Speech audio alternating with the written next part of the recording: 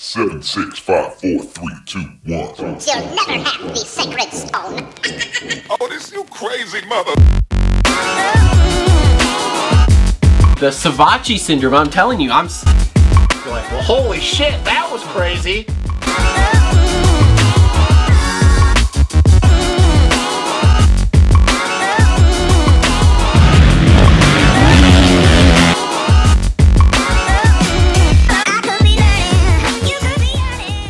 What is up, everybody? Welcome to another episode of the Moto Aftermath Show, presented by TLR Coatings. Make sure to look them up for all your powder coating needs. And San Diego wrap-up show. Wild, but not overly entertaining. The 250 main was good at the end, and I'd say the 450 race was pretty good, just not really for the lead. I mean, you can't Great say analysis. You can't really say there was bad racing. I mean, it's not like somebody just got the start and yarded everybody. Yeah, no. So let's do the paperwork first. So well, thank you guys. We've been getting a number of subscribers, which is great. We'll be getting a number of new followers on Facebook, which is awesome. So make sure to go over there and follow us on Facebook. I've been putting up pictures I've been taking all year at the races when I've been there. Also, you can follow me on Instagram. I post pictures and videos on Instagram all the time when I'm at the races, so you can follow us there. Links will be shown below here and also will be in the description. If you do want to support the show, because as of the 20th, what's the date today? 12th? Monday Yeah, it's the 12th. Monday the 12th. So in 8 days we lose our monetization on the channel because we don't have enough subscribers. So yeah, if you do want to help support the show, you can click the Amazon links in the description below. Those will take you to an Amazon page, and you can go to anything on Amazon from there and buy it, and we get a small slice of that. You can buy show t-shirts. Teespring.com, I forget what's after that, but I will link that in the description below, and we have a show t-shirt on there. You can go to Patreon, which will be linked in the description below, and donate something on there, and I'll send you cool shit. Cool shit. That's what I'm going for. So, anyway, that's all the paperwork stuff we got, I think. Sure, for today it is. What'd you think of the track? I liked it. A lot of different variation. Traction obviously was pretty small, but just different variations. The Dragon's Back was good. You know, you could either square it off and go single, wheel tap, double, 3 down, or just kind of bang through. I still thought somebody was going to 3 out into that corner, but you and Daniel Blair. Just because as the track started to get packed in throughout the night, I kind of saw that it was going to be impossible just because of how close the landing of the Dragon's Back was to the face. If you tried to just time it smooth, you'd land up in the pocket and stuff. 3 out of that corner, table over single was good. I am a little surprised though when I saw press day and I saw the track map, the on-off section before the whoops. I was a little surprised by the end of the night people just said screw it and just started going on-off instead of over the table and then table over single. But then as I was watching it through practice, I go, okay, it's because that transition is so short, everybody was facing in the landing at that table and just G'ing out really hard. Whoops, it was faster to go on. Well, yeah, because you're moving forward instead of backwards. But yeah. Whoops weren't deep, weren't really lipped out, but they were long, so you had to be in the right gear. Yep. I liked it. Different variation. It was very tight and technical, and it was very apparent that it was good that they made the sections the way they did. Just because by the end of the night, guys that were fading could, instead of just being stuck in the main line, they could switch it up and still gain time. Yeah, I mean, I liked it. It wasn't my favorite track, of course, but it was good. I thought it was good. I liked the split lane turn there with the high and the low section, and I thought that was great because, especially going into the night show, they made that face of that table way more lipped out on the inside, so it actually lent itself to, you didn't lose time, you didn't gain time really either way, but there was an option. Yeah. So that was cool. Other than that, I mean, yeah, it was kind of basic stuff. It wasn't anything crazy. Obviously, the whoops weren't that bad, hence the reason Marv did so well. So yeah, that was pretty much it for the track. Do you have anything else you want to touch on with that before we move on? Other than it looks like the track crew has been listening to the riders complain for all these years and finally listening to not be so timid and conservative and actually we're finally getting somewhere. Well, they are, and that's good though too because of the fact that the traction was crap. Yeah. Because if that would have been a one-line track like A2, and then with how thin the traction was, it would have been the same thing. It would have been basically follow the leader. So it's good that the variations were there. Okay, cool. Well, that's it for the track. Let's move on. 450s.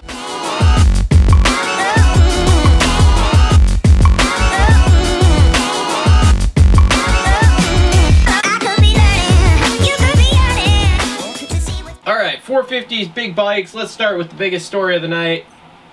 Coop and Kenny. All over abroad. We don't actually know that, but there is a lot of, talk because all over abroad. Coop's chick is Kenny's old chick and crap like that. We're gonna say it's over abroad. No, Kenny just let the ego get his best of him. Like, that was just dumb. That was dude, really stupid. It was not outrageous. Coop ran it in deep. He was arcing the corner. It just looked overly dramatic because, and anybody can go back and really analyze it, but Kenny was leaning in too far. The bike was getting away from him, so he shifted all the weight to the outside, and he was still leaning in, and then when he hit the exiting of the corner, the front end popped up and over the berm, so it made it look real bad. And, dude, he got a good drive going through the whoops. And any, B-riders do this, so I can't believe that he actually thought, he just disengaged the clutch and loaded up on it really hard, thinking that the RPMs were going to spook Coop.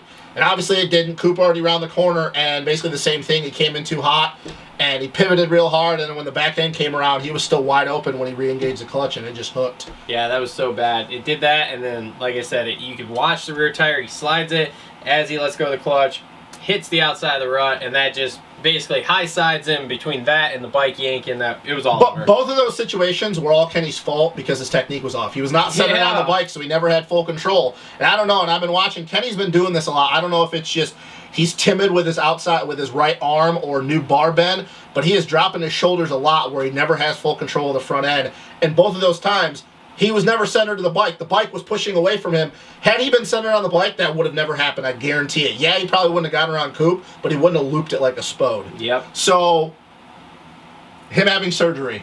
He's having surgery on Friday. Once again, folks, this isn't the day after. This is Monday. So maybe people are already going to know this. He's having surgery on Friday. It sounds like he broke the metacarpal, which is the top bone. Maybe 2 weeks. Maybe he's out. Probably is in some, not a brace because they don't really have hand braces, but something.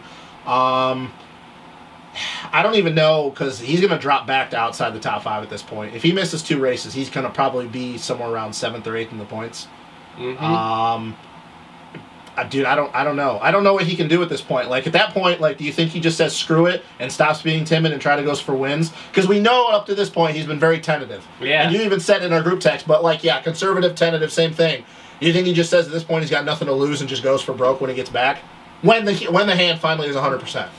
Maybe. I don't know, man. I don't know. Because he's probably going to be back around Atlanta or Daytona. This was strange to me anyway because he's been so timid and conservative this year so far as to, well, if I finish, even if it's 5th, it's better than finishing on the ground. Yes. So for this to happen, it's kind of like, well, crap, what's the deal here? So I don't know, man.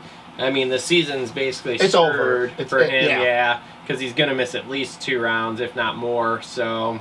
Do you think he just, but like I said, do you think he just, when that hand is 100%, he just says, screw it, I got nothing to be tentative, I'm not winning the championship? Maybe. I mean, I don't know. But we thought Eli was going to do that too, and Eli had another DNF, so here we are. And to touch, before we move to Eli for a second, it sucks for Coop, because like I told you before, it felt like Coop was riding good last night. Coop does well in San Diego, though. Yeah, well, he does, but that's still something to build off of, because he hadn't looked that good since, what was it, Seattle last year? Yeah. So, it sucks for him, too. And as for Eli, I mean, dude, no grip. Well, I'm over it. What do you think he does? Because now you can't even say, everybody was like, oh, after last weekend, oh, he could just say screw it. He's definitely not winning the championship now. And, dude, I don't even think he was going to win last night, so I don't think it mattered. You know what's funny, okay? So I made this reference to you that he was Stewart-ish in Winner Go Home. Yeah. On the Racer X review show, Weege made the same comment. About him being stewardess? Yes. He goes, have we ever... Well, think about it. He went DNF, DNS, 1-1, 15th, DNF. Have we seen anybody do anything remotely close to that other than, say, Stu? Because Stu could come off the couch and win in his heyday. He could. And Stu... He could go from, well, my arms broke this week, to, oh, I can ride this week, to I won the race by 37 seconds. And perfect example, last year, I should say, I'm sorry, not last week, last year, has the most wins but doesn't win the championship. Stu's done that before. He's had the most wins out of anybody and not won the championship. Exactly. I mean, if you take away the championship, Stewart's your guy, and you're hard to close to him. But, I mean... No, I mean, I agree, yeah. If you look at it, like, this is what we're getting into with him, is, like, fastest dude on the planet, but cannot put it all together as far as, like, for a title. So can we even say, though, because of the fact, I don't think, I mean, granted, coulda, woulda, shoulda, so we really don't know. But, I mean, he was the fastest all day, and he didn't even win his heat race. And I know he was closing, but he still didn't look like, even if he got a start, he was going to win that heat race. I don't know if you can definitively say that he would have even won last night. So, like, yeah, I don't know. I don't know what, dude, I can't really say that he's just, oh, he's got nothing, throw it at the wall, who cares? I'm not going to say he's going to go out and win the rest of the year. Like, I'm not going to either, just because of what he's done the last 2 weeks now. It's like, all of a sudden, it's like, I don't know. I just say this year's been a failure. I know that some of the stuff is out of his control, but dude, like, you were going in the overwhelming favorite, and now you just, like, nothing. Yep. Barsha rib break sucks. He was looking good. Marv got back around him. He was fading a little bit. I thought he was pumping up. Just things started happening quickly. Come to find out it was a rib break issue. It sucks because now with Kenny being out, had he gotten in the top 5 and got those a couple extra points, it wouldn't be 28 points to him and Anderson. I think that he could have still salvaged probably close to the podium and stuff, but what are you going to do? I mean, for somebody like Barsha who has a ton of body language, you need rear brake and stuff. So, yep. So, I mean, he's not out of it. He's still there, but it's a long shot, though. Let's be real. Yep. And now, so can we talk about the other big controversy here with Marv and Ando? Sure. Hey, nothing's wrong. Yeah, did you see Alden's little, like, take on it on Racer X about the crap that happened? Yeah, okay. Oh, he had no room. Yeah, dude, he had like 3 feet to the corner. He had no room, and Alden was like, nothing's wrong. They're working together, everything's cool. No, they're not. Except for, they were in California. Marv stays in Corona, Ando stays in San Diego. They said that in the press conference, so they didn't even hang out this week. And Alden wasn't with either of them. He was somewhere else. Yeah, because Ando hangs out with Dino a lot. So... He hangs out with Dino, and well, Osborne's obviously been back in Florida, but he hangs out with Dino a lot. Did you watch the press conference? No. There's definitely some tension there. Which we all know. Yeah, dude, but no one seems to want to They're not buddies anymore, and I really wish they would stop saying that on the Oh, they're all good. They've been friends for a long time. They ain't buddies anymore. And I still stand by what I said last year when we did the outdoor preview show. Ando leaves the Baker compound. Although I gotta say, Ando did kind of leave the door open as far as, well, I kind of ran it a little deep on him last week, so he owes me one. Yeah, he said that. He said no. Like I know he doesn't mean it. Yeah, no, he doesn't mean it. But he did say it, kind of like trying to smooth this all over. Of like, well, crap. Like I didn't really say anything. Like, and it's fine. He can say that something this week because he's owned up to his mistakes in the past. But let's be real. It comes to a racing situation, and he has to run it in deep on Marv again to get around him. He won't hesitate to do it. Oh, yeah. And we watched already. Marv tried to throw his wheel in there on that first lap, like the third corner, and didn't really work. Here's my question. Close enough. Here's my question, though. If Marv does try to pay him back and Ando doesn't go down, what do you think happens to Marv that same lap? Because Ando's proven he's faster than Marv. Dude, Ando's going to go down because Marv's going to cross-jump him. Who was it that said that? JT, they were talking about, well, Marv can't really, take people out and just ride a wide bike, and JT goes, yeah, but you ask Cooper Webb, he knows how to cross-jump with the best of them. Yep. Okay, so, like I said, barring, which I don't think Marv would take it that extreme, because that'd be really bad. If he goes for Ando's front wheel and Ando doesn't go down, like, is Marv going to get blasted over a berm? Because I don't think Ando will hesitate to put him on the ground. Probably. Yeah, so... Let's talk about Seeley. What do you think of Seeley, man? Because this is 2 weeks in a row now. He has gotten a whole shot. He's a head case, leading. Yeah. But he's not, to me, I don't think he's a head case in the normal sense. Like we talked about, and I always talk about with AC being a head case, like stupid mental mistakes, or you could even talking about being a Stewart guy, or, Kenny's. Like, he's not in the same sense where he just makes a ton of stupid mistakes and it costs him. I think this is the second week now that it's been shown that if things start to go for him and he starts to have to fight through adversity during the race, like in this instance, leading for what, 10, 11 laps or whatever it was, or 10, 11 minutes, whatever, and then he gets caught. And I think it's one of those situations where if someone catches him and they go around him and he can't mark them and they start gapping him, he starts getting in his own head saying, man, like, you can't do this. Like, because it even happened in outdoors. Like, if he'd be closing the gap on somebody and then they would just drop the hammer and they'd go away from him, he'd start going backwards and things would start happening quickly for him. And as much as I'd love to give Cole the benefit of the doubt because I still think he can get a win, man, like, what better situation can you put yourself in? Like, he gets to start 2 weeks in a row. And has, like, what, 5-6 second lead? Yeah. Now, I know the last week people say, well, oh, the traction was thin, the ruts were bad, you were G'ing out pretty much the whole entire main. But still, though, like, brain fade. And if you go back and watch the helmet cam, it was a mental mistake. He pushed it in too deep, flat landed in the rut, and then the bike hesitated to the outside. So, man, I don't know. I don't know if I can say the Steelers going to get a win. Like, you can't put yourself in a better spot. It's going to be rough. But third in the points, obviously because of Kenny, but third in the points, and really it's kind of looking like him and Barsha are the only people that have a shot at this title outside of Anderson. Yep. So, yep. I mean, it sucks for him because he was riding good, but man, if you can't even win after getting the start and having a 5-second lead, like, I don't know what else you want. Like, do you want everybody to go down in the first turn? Yeah, I mean, well, they almost all did. Yeah, that's true. But, and that first turn crash was basically started by Anderson. And no, for anybody out there who's like, well, Anderson kicked him, he did not. What happened was Anderson was too far inside and was almost about to hit the tough block, so he basically went from leaning in to straighten up for a split second, which bumped into Kenny, which just caused the whole chain reaction. That's what happened in the first corner. So, okay, a couple other quick things to touch on. Tickle, 5th. Yeah, I mean, he rode pretty good. Better. I don't know if, and this is not a diss on him, but I don't know if you can say it was a earned 5th because of all the shit that happened to everybody else. But it's better. We're better. It's definitely better. So we'll see. We'll see if he continues to build. Chad Reed gets a start and fades back to like 27th. Checks up on the triple 3 laps in a row. But hey, whatever. That's what liking where you're at, which he's always been a San Diego guy. Yep. So okay, cool. He gets a start. Whatever. I don't even know what he finished in the main. Do you? No idea. Yeah, I think he wasn't top 10. So, he wasn't top 10. Nah, he was out there. But Baggett? Baggett 2 thirds in a row. And was catching Marv. I mean, I know you. I know people say, well, how many laps do you want to? Like, he was catching Marv. And maybe if they had another lap, maybe he gets around Marv. I mean, well, things are routed into Ford. Like I heard say here in one of the shows or the whatever I was watching today, you know, he's not the fastest guy, but he'll go as long as you want to go. He's in shape.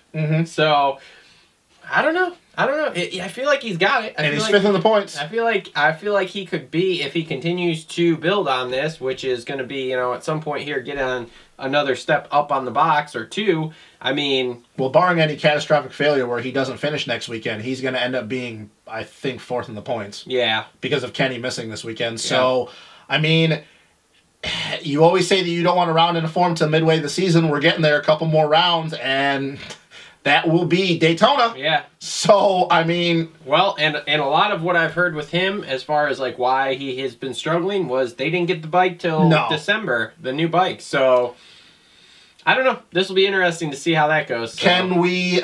I don't want to say this, but can we see him being top 3 in points by the end of the season? He could be, yeah, if he continues. Yeah, I mean, because with Cole's issues not being able to finish mains and stuff, and Baggett has no problem because he doesn't hit the wall, I mean, I could see him 3rd in the points by the end of the season. Oh, yeah. So, I mean, and if he gets a win, we know how Baggett is a confidence guy. all I will say is if the Baggett gets a win, everybody needs to watch out because we saw what he did to his confidence for outdoors. Yep. So all he needs is that win, and dude, it's put everybody on notice, but we'll wait till that happens. But I still say it happens. Yep. I would not argue that. So, anything else 450s before we move on? One last question, and we don't even really have to get into it because we got into it yesterday. What's the chances that Anderson throws his title away? Because I don't see it happening. Like, it's like 1% to me. I'm like a 90-10 is where I'm at. Like 90, like he wins the championship 10%? Yeah. Yeah, because we haven't seen anybody throw a 28-point lead away and lose the championship. Nope. So, okay, cool. Right. Great. That's it for 450s. Moving on.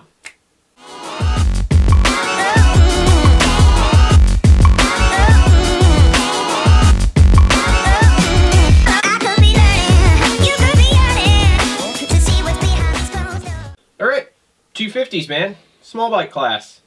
Not a lot. I mean, it's a little interesting finish there. Yeah. But it wasn't like a wild race by any means. So you want to just cover the top 5 on this one here? We'll just... Yeah, sure. I mean, Shane... We'll start with 5th. McElrath. Were you a little disappointed? Because you picked him for a win, didn't you? Like, I'm just asking. Like, did you pick him for a win? Or was that Matt? I think that was Matt. Yeah. Who did you have winning? I know we were talking. Winning, okay, yeah, then that was Matt. He did have McElrath. Yeah, I think he did. So anyway, he's just... I don't know. He's just like meh now. He's I don't get it. He's not like bad, but he's not like great, but he's not like doing anything, and like it's not helping his title chances really. Yeah, I don't know. I honestly, I know that everybody, especially everybody on the Pulp Show says week in and week out that like because everybody's so inconsistent, unless AP just like clicks off 2 more wins when they come back, that like anybody can win. Yeah, man, I'm pretty much to the point that I think only 2 guys can win. I think it's AP and Savachi because like McElrath, this is 2 weeks in a row. He had the bad luck in Oakland, but I mean, man, like, dude, he was just off last night or Saturday. Like he was not going to win that race had he even got to start. So yeah, I was a little disappointed. I thought with being in a good position compared to last year where he had the points lead, had the fuel pump issue in Arlington, and then set him back and stuff, and then he had an ailing injury with his arm. I thought being in a better position this year that it would give him a little bit more confidence and stuff. But I mean, I don't know, man. Like he just straight up wasn't as fast as everybody else on Saturday. So I don't know. Should we call Savachi Mr. 4th place or Ryan Dungey Jr. or Savachi only got 4th in my opinion because of the fact that he was riding with a bum wrist. Yeah, that was screwed up. That was stupid. That was way screwed up. Poor track guy. You know he's blacklisted now. He's not having a job anymore. Yeah, dude, that was really... And Savachi even looked up at him and thinking, like, dude, what was he doing? What was that? I feel bad for him, though. I mean, you could definitely tell. He was, the first 2 laps he was sprinting, trying to pace AC. AC was on a tear, just slowly started gapping out, and it was definitely very apparent in the whoops. Like, you could tell, like, how bad Joey was just like, dude, his wrist would not be able to stay flat. And it was ailing him. So for him to get 4th and be only 4 points down because of the position getting docked with AP, I mean, dude, like you're in a better position this year than you were last year when you went into the break for East Coast when the West came back. So, I mean, I can't blame it all on him because his speed was good. And for literally only seeing the track 1 time before the night show, like that's pretty damn good in my opinion. So. Yeah. So, 3rd place, Chase Sexton. This kid's for real. He is for real. He's for real. And we said that he was going to get more podiums after A2. And he was closing on AC by the end of that main. Yes. Yes, he was. Yeah, dude, I really don't know what else you can say about him. Just smooth and silky. I mean, he looks good. Is he a title contender next year? For Supercross? Yep. Ah, man, I don't know because not a lot of guys other than Hill and probably Savachi and AP are moving out. So, I mean, I think if he finishes the season and keeps getting podiums or close to podiums, I will have to say yes. But if when they come back for the East-West shootout and he gets like 7th, then I will say that maybe he still has a little bit learning to do. But we know it's not the speed. The speed is there. It's just the starts have been a little inconsistent. But, man, I'm telling you what, I'm even more excited for outdoors with him now that he's going to come in healthy. I do, though, think that he gets more podiums. I mean, they got 4 races left, and I think he gets at least 2 more podiums. Yep. AC, though. You can start because, dude, you and Matt the whole night hyping your boy up, hyping him. Oh, man, he's got it. I did. And when he got the start, he got the start, and I immediately text you, AC wins. As soon as he was second. And it wasn't Matt that said setting sails or some shit, like, see ya, it's over.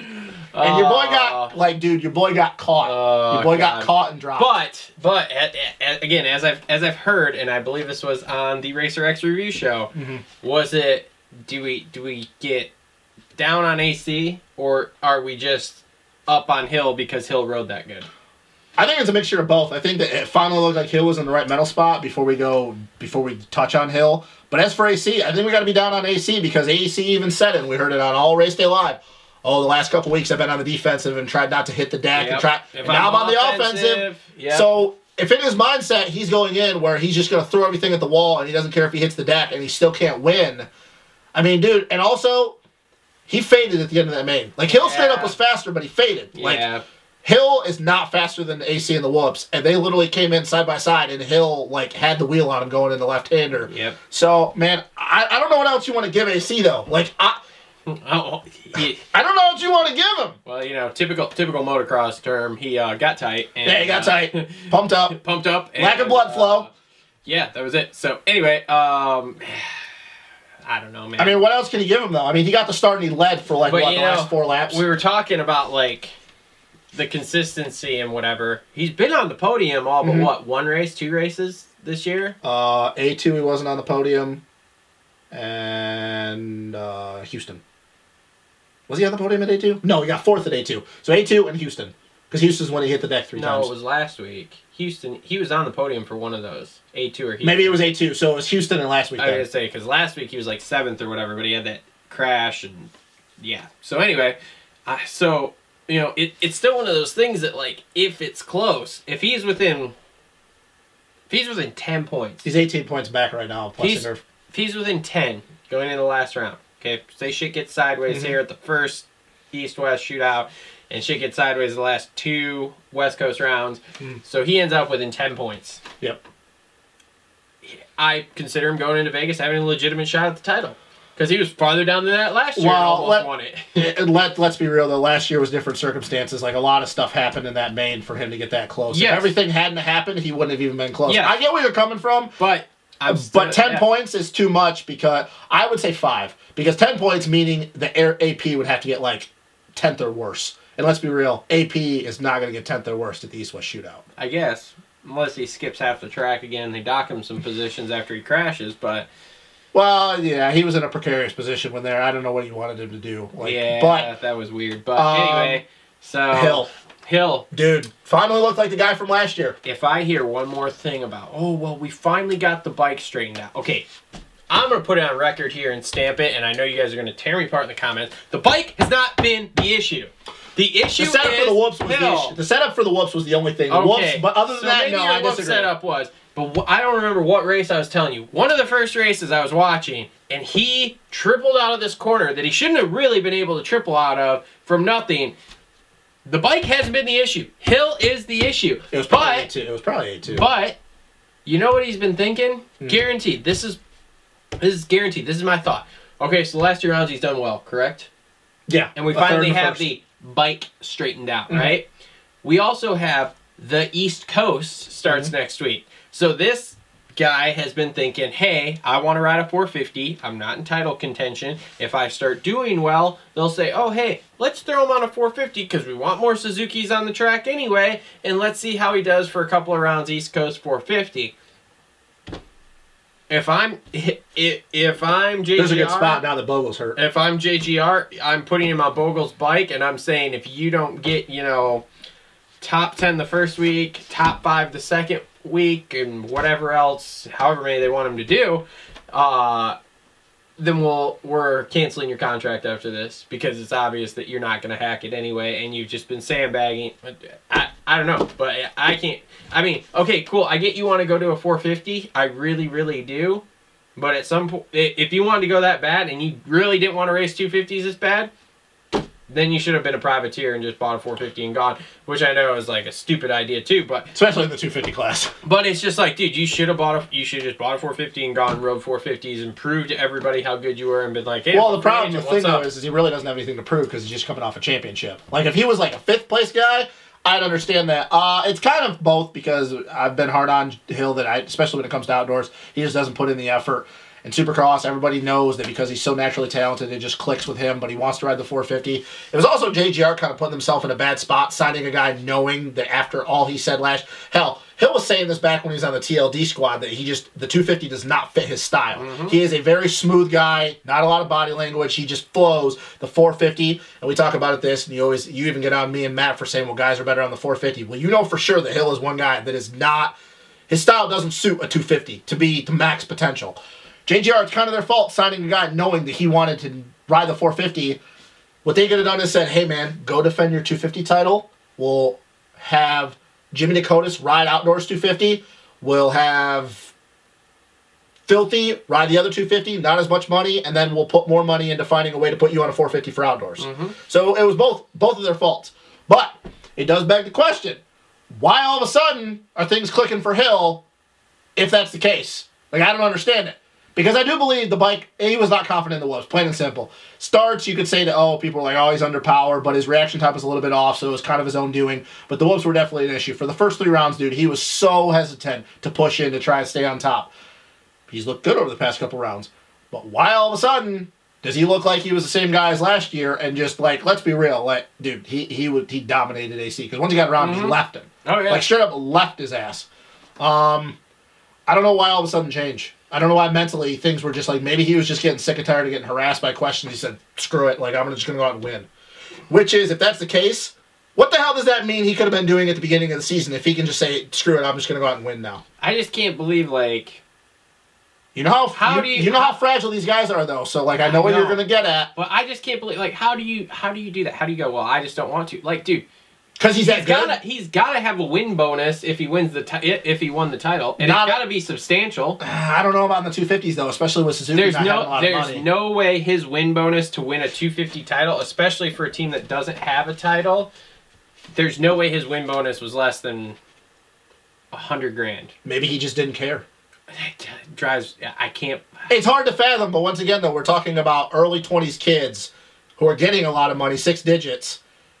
But the thing is that I'm getting at is if he just said, screw it, I'm going to go out and win now because I can. Like, what the hell does that mean that he could have been doing the whole entire year? Like, does that mean that he just is... And if he goes out and wins, I'm going to have to believe that's what it was. Like, I'm not going to count the East-West shootout in Indy because that's like, that's almost like a toss-up. But say Seattle, Salt Lake, and then finally in Vegas, if he just wins, and I'm not saying he's going to, but if he just wins the last 3 rounds... I'm going to have to say that it was literally just him. Like, he just said, screw it, I'm going to go out and win now. So, if that's the case, like, and dude... then my theory will be proven right. Yes. I'm just going to be, like, mind-blown if that's what happens. If he just goes out and... If it was simple as, screw it, I'm going to win now. So, like, dude, if you're everybody else, are you like, what? Because this just doesn't happen for 250 guys. 450 guys who are established, they can do this. The bike is off, it's set up, they're not gelling with it, and mentally they're not in the right place. We've seen guys go from being 10th place guys to being in the top 5, but 250s doesn't happen so much just because the guys mentally haven't been doing it as long, so they haven't figured out how to do that with their program. But if it was just as simple as Hill saying, oh, I'm just going to win now, like, dude, what if you're everybody else racing him, what the hell are you thinking? Like, man, I've been busting my ass and this guy's just been riding around, but he could have been beating us the whole time. I don't know. I'm kind of dumbfounded by it. But I said that I thought Hill, if he rode like last year, could win. And, dude, that was the first glimpse I've seen of 2017 Justin Hill. So, I don't know. I don't know either. The only person that really screws is Aaron Plessinger. Yeah. Because now Aaron Plessinger is 4 points. If Hill goes out and just can win whenever he wants to, that's the only person that really screws is Aaron Plessinger. So. Yep. So, all right. Anything else you want to touch on 250s before we wrap this up here? No. I guess just let's just give our 450 pick since we're going to do the East preview. We'll talk about that. Who's your winner for Arlington for 450s?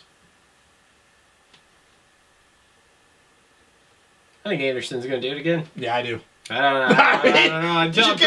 Until I'm proven wrong at this point. You can't bet against him. No. So, all right, cool. So that's been another episode of the Moto Aftermath Show here, wrapping up San Diego. Look for Thursday. We're going to do Thursday. I'm going to put this up. Okay. Thursday, the 250 East preview show will go up, which we're going to do here in just a second. And, yeah, don't forget Teespring, Amazon links, Patreon to help support the show, Facebook and Instagram to follow the show. Did you write a blog? No. You suck. So bad. There might be a blog at some point. Somebody might write one. But other than that, I will be posting lots of pictures. Matt Wyman? Because I took lots of pictures. Dude, I'll let Matt write it. I don't care. I will be posting lots of pictures to the Facebook account. My Instagram account always gets lots of cool pictures when I'm at the races. And make sure to smash that subscribe button and have your friends subscribe and send it to your friends and just watch it. And yeah, that's pretty much it. So this has been the San Diego Wrap-Up Show. We will see everybody next week after Dallas.